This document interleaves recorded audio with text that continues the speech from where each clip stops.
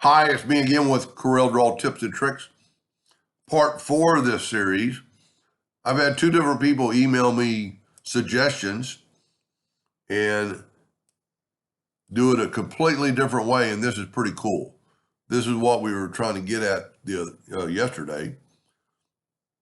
But he sent me this little file and select all the polygons. But when I select all, and I'm doing this kind of for him too to show him, because maybe his is different.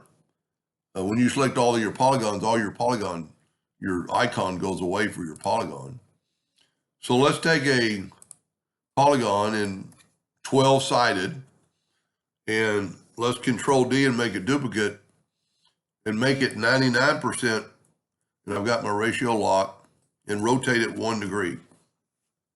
Now you can Control D and you're going to get that right there. That's pretty cool.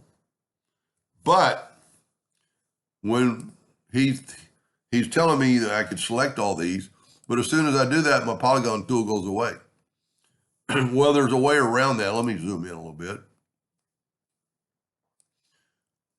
See, my polygon tools are gone.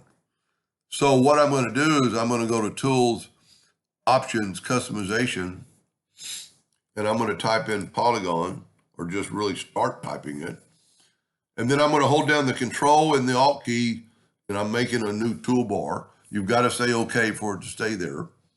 But now when you select this, see, my polygon tool is still gone, but if I check it now I can make it 11-sided, 10, and you could kind of play around with it. Now, when it gets to 4 or 3, you've got outside the realm of the first polygon. So what we're going to do, we're going to grab the first one and make a duplicate of it and move it over. Now we're going to fill that in with yellow. For this to work, you have to group this together and then take your yellow and do it back. Now it's on the back layer because you can see the lines in it, but it is selected. You can see right here, I got yellow selected. Go to Object, Order, Front of Page.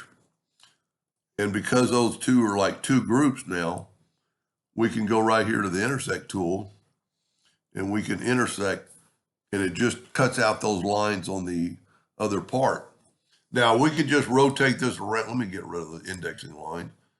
We could just do this by rotating it, and we'll actually Control D and rotate it and put it right there on that node and rotate it 60 degrees. But we got the kind of a totally different pattern there. So if we take that away and we take this one and we Control D or hit the plus key on your keyboard and mirror it and then rotate it, that's 60 degrees. See, and I've already got 180 because I mirrored it, so 240. You're going to get that pattern right there, and then I can go Control D, Control D, Control D, Control D. That's a pretty cool pattern. Kind of like, well, it's not. Yeah, it is.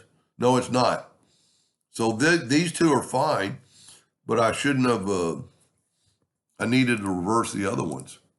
So those two are fine. So I need to group this together, Control G, Control D to duplicate it, put it on the center rotation, and rotate it 120 degrees. And see, now we've got a different pattern. We got some going inside. So there's 3 outside of these things, and there's 3 on the inside. So that's a pretty handy way to do things when tools go away. Like, for instance, this is your nudge distance, but when you click on it, your nudge distance goes away. Well, you could do the same thing with your nudge distance. Options, Customization, type in nudge, or just start typing it. Hold down the Control and the Alt key. Say OK. See, now I've got my nudge distance, but if I click on that, it goes away. But I've still got it right here. I could change it to 5 inches. And then when I nudge that, it'll only move 5 inches. Anyway, I hope that helped a little bit. Thank you for watching.